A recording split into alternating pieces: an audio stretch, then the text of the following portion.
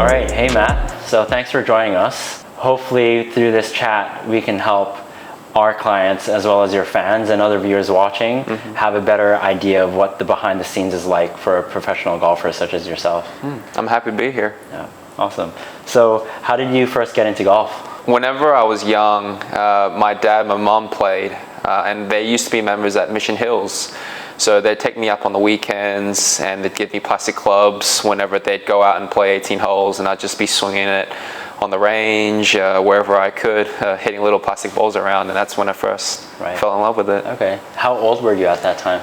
So I have photos whenever I was around 3 years old with plastic clubs, but I actually moved to Australia whenever I was 8, and that's when my mom started to officially learn the game of golf, because it's just a bit more accessible over there in Australia. Got it. And when did you start to realize that you were actually pretty good at the game?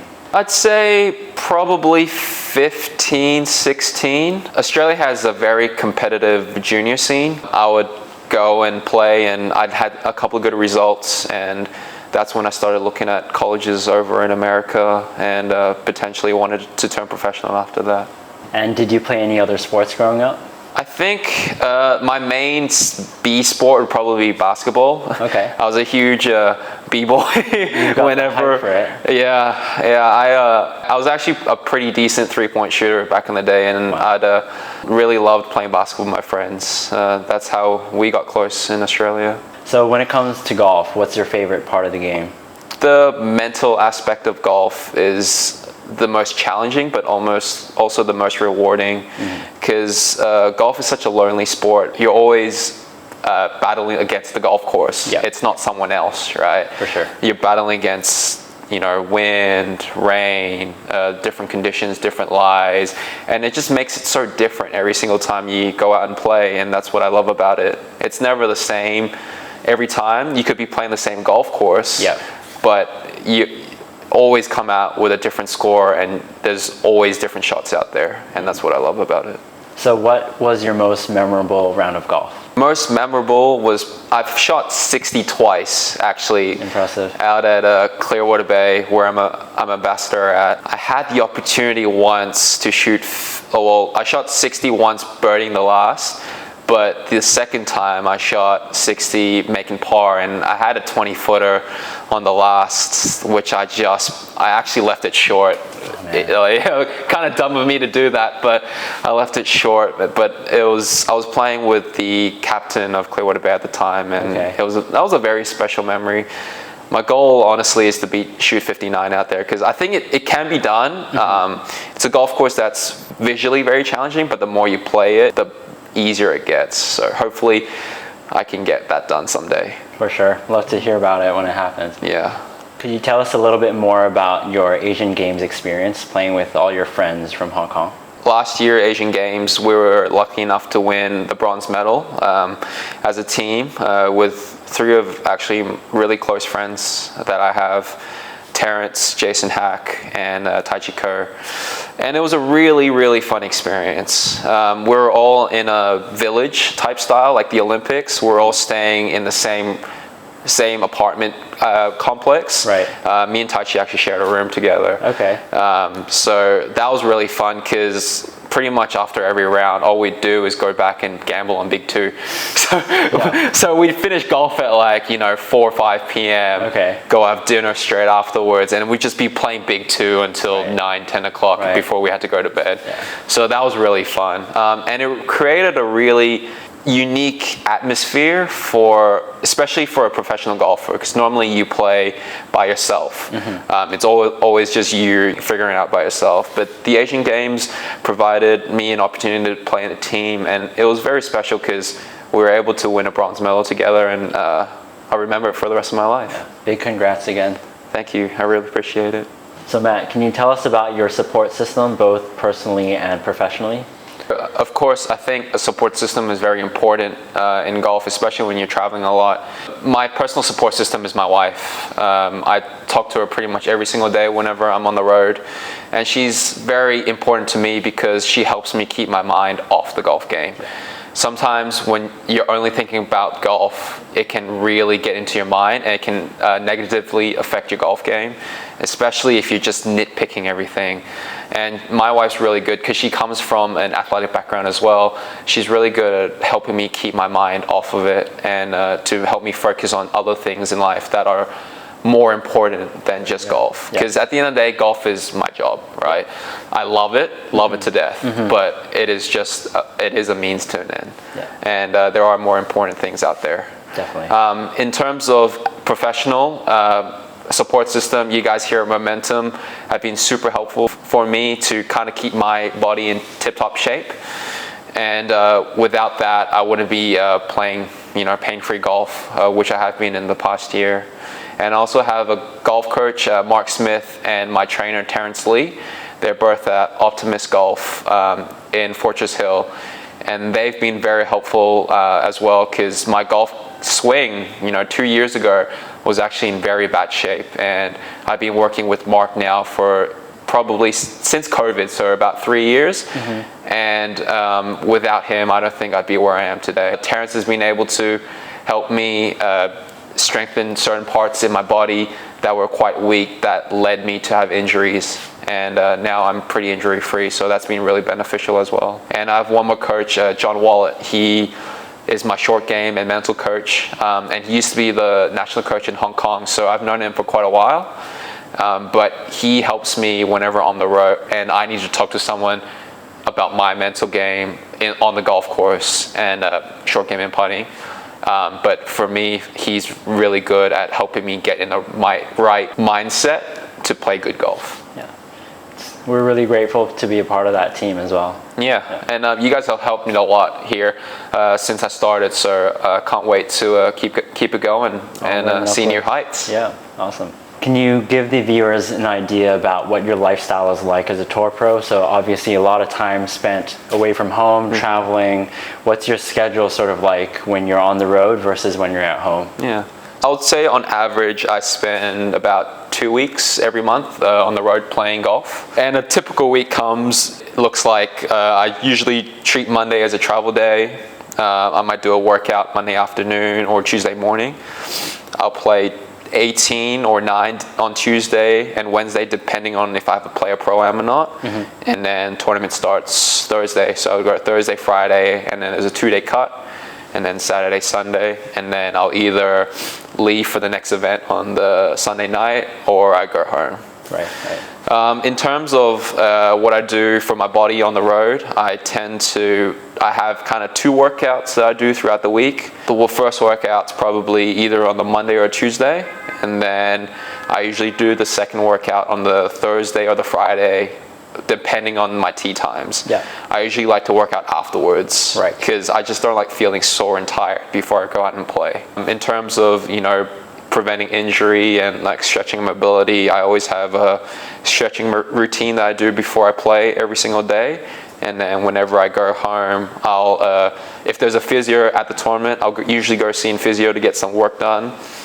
If there's no physio, then I'll usually do some kind of stretching and part of the prehab routine that we've created. Worked on, yeah. Awesome. So what's your average week sort of like when you're back in Hong Kong then? Yeah, so for me, it depends. If I've been on the road quite a lot, I tend to take, 2 or 3 days off just to give my body a bit of time to recover.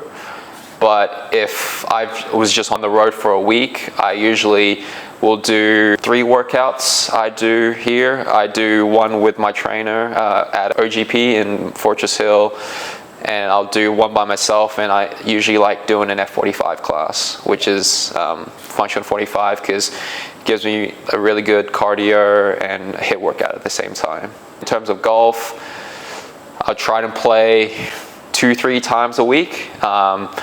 If I'm working on something specific, I'll be on the range, but I tend to like practicing out on the golf course is what I like to do.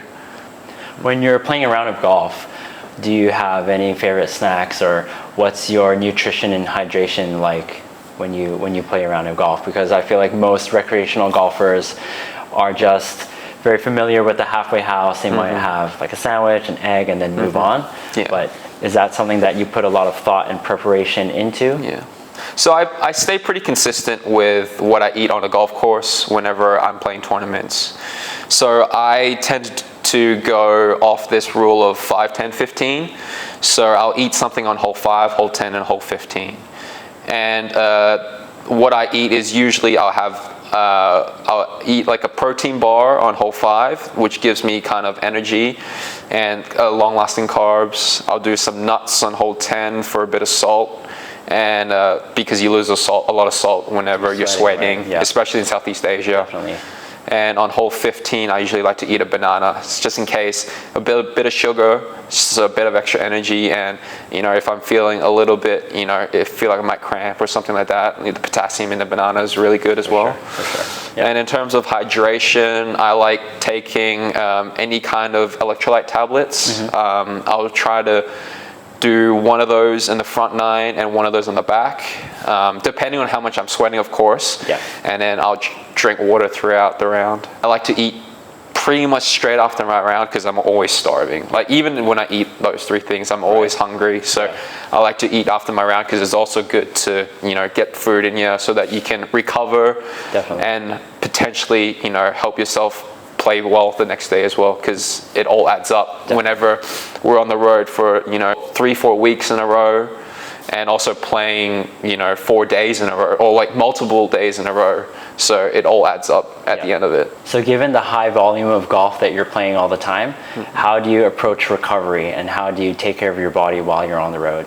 In terms of recovery, and sleep, I use something called Whoop, which kind of tracks your heart rate and your strength throughout the day, and it gives you a recommended time to sleep and the amount of sleep that you should get. And I really like that because it just gives you a good metric to kind of keep by, right? So it says if it wants you to sleep at 9 o'clock, it give you this many hours of sleep, then I'll try to keep to that because it knows better than me. So I know my body pretty well, but usually when I follow the guidelines of what Whoop tells me, I tend to recover pretty well the next day.